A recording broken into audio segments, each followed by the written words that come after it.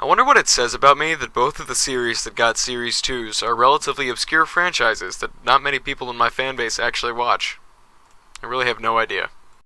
Anyway, today I am releasing not one, but two CMF Drafts, based on choices from the poll last month, How to Train Your Dragon and RWBY Series 2.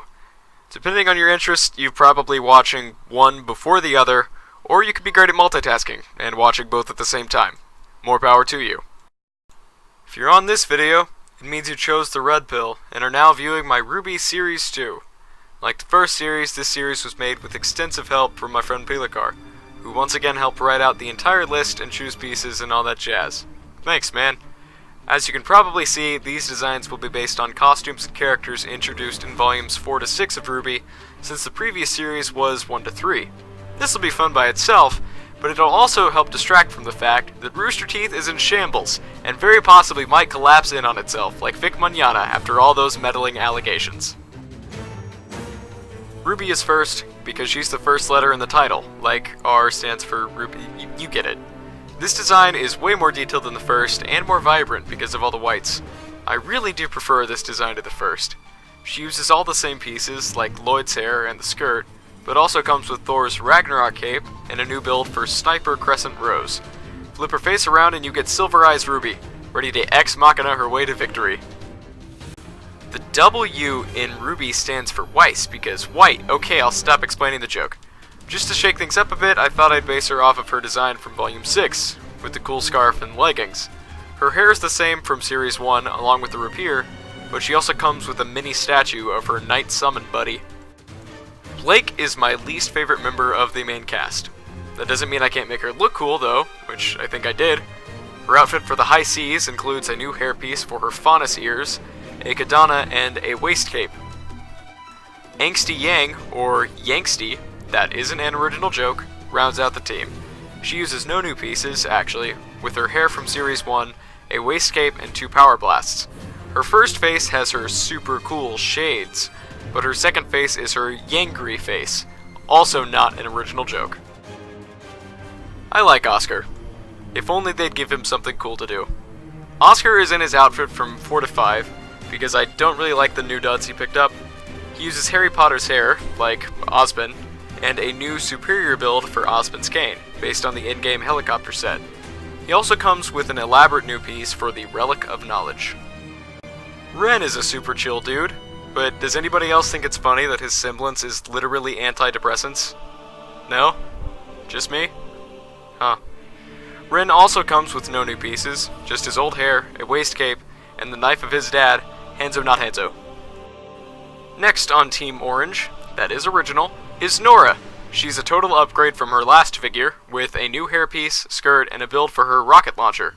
Her double-sided face is for her when she gets all lightning-y. I also like Jean. Some people hate him. I don't know why. His upgraded design is one of my favorites, because it's simple enough, but it conveys his character well. Especially with the additions of Pyrrha's sash. Man, I'm sad. He comes with a sword and a shield, and a scroll with Pyrrha on it. Oh, come on, that's just mean. The best character in Volume 6, by far, is Maria Calavera.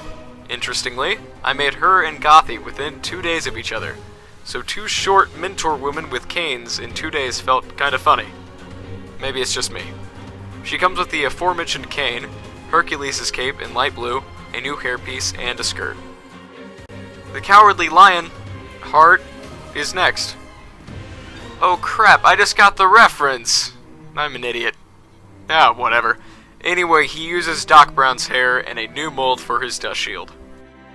One of the new, arguably useless characters is Ilya. Harsh, probably. True, definitely. But Ilya here uses Artemis's hair from the Young Justice series, mid-legs, and Ventress's hilt, and a new piece for her staff/whip/whatever the crap it is. You may be sensing a pattern here with the fact that I really don't like Adam Taurus. Who knows, I could just be racist towards half-furries. But Sun is one of my favorite characters. I love introspection.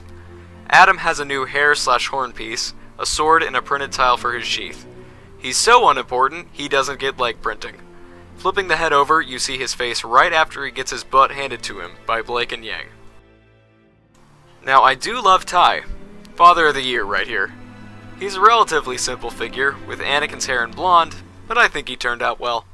And somehow I forgot to include Zwei in the last series, so I'm making up for it with this adorable cannon dog being included here. Ty's brooding ex-wife follows, being Raven Bronwyn.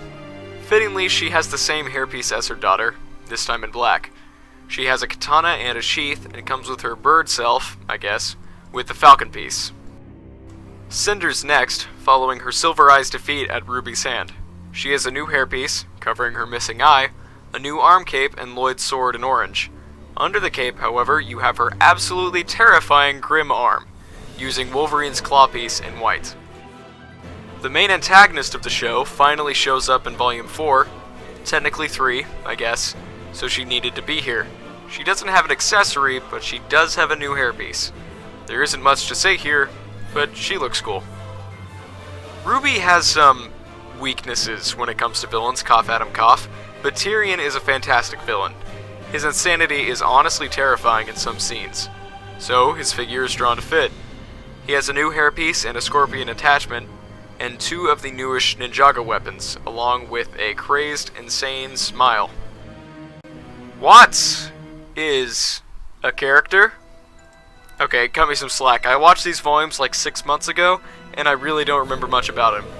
But I remember that he's important enough to include, so yeah. He has a mustache and a scroll with the Queen virus printed on it. The second best member of Salem's team is Hazel. He's a big guy, but I don't really like using the Mr. Incredible body that much anymore. Peel suggested I use Hagrid's body, and it works pretty well. He uses Han's hair and comes with one of the nugget pieces in trans orange, representing his steroids, I mean dust.